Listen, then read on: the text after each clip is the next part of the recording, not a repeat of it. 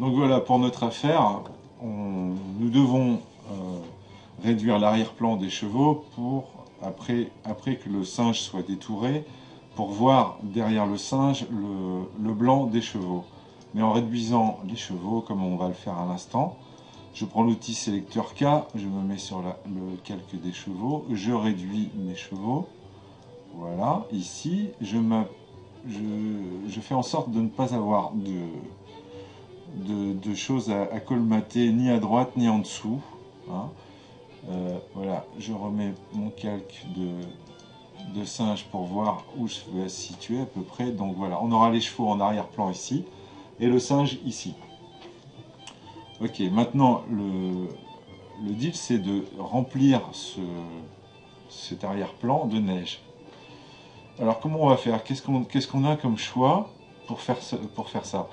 On a soit le pinceau de clonage, le pot de peinture on oublie, c'est pas la peine, c'est pas une couleur uniforme, c'est un dégradé. Et dans la nature, tout ce qui est ciel, neige, éventuellement eau, sont faits de dégradés. C'est rarement, ou c'est jamais d'ailleurs uni, c'est jamais une couleur unie.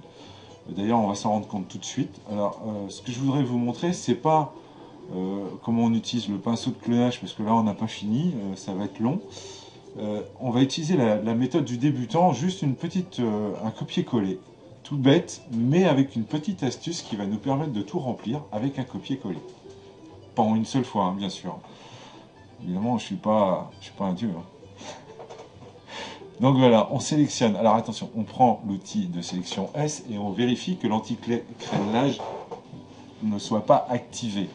Sinon, on va avoir des problèmes sur nos découpes de jointure. Donc voilà, je prends ce morceau-là qui m'a l'air bien propre en devant du cheval. Voilà, je fais un copier et je fais un coller comme sélection. On colle pas comme un nouveau calque, c'est pas utile. Voilà, là je voulais vous montrer un truc. Alors, je le mets ici. On se rend compte ici, sur la droite, qu'il y a je cache la sélection pour vous montrer qu'il y a une jointure. C'est ça, c'est pas beau. C'est pour ça que le copier-coller, ça s'y prête pas.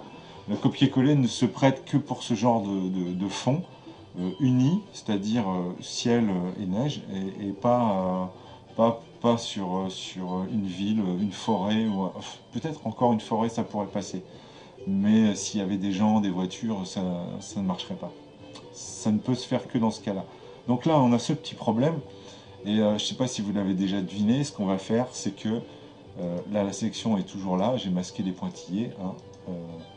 On va utiliser le miroir de façon à mettre en face à face les deux bords.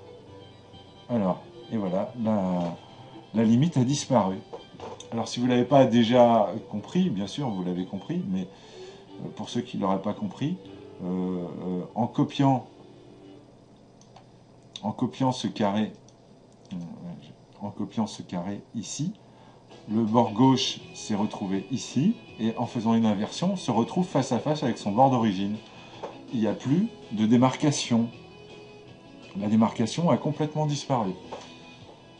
Voilà. Et on va continuer notre astuce en sélectionnant l'équivalent des deux sélections. Ce qui fait que quand on va copier et recoller, cette fois-ci on n'aura même plus le problème de jointure. Il devrait avoir disparu.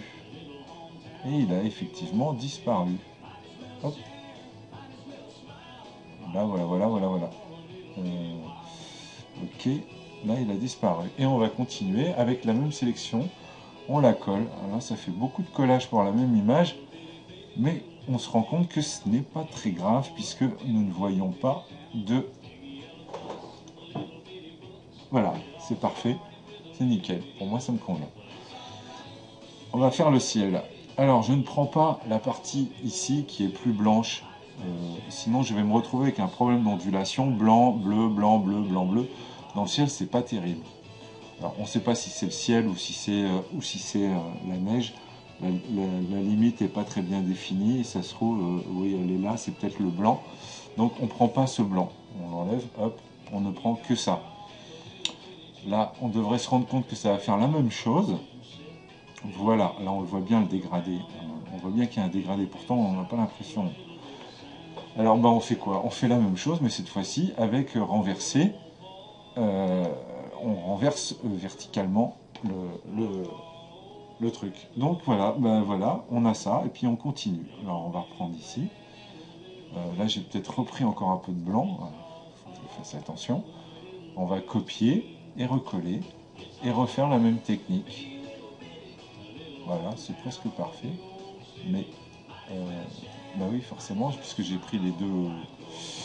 Puisque j'ai pris les deux sélections que j'avais copiées précédemment, j'ai fait exactement la même chose que ce que j'ai fait sur la gauche. Donc je n'ai pas de problème de raccord. Et là, on va faire ça là-haut.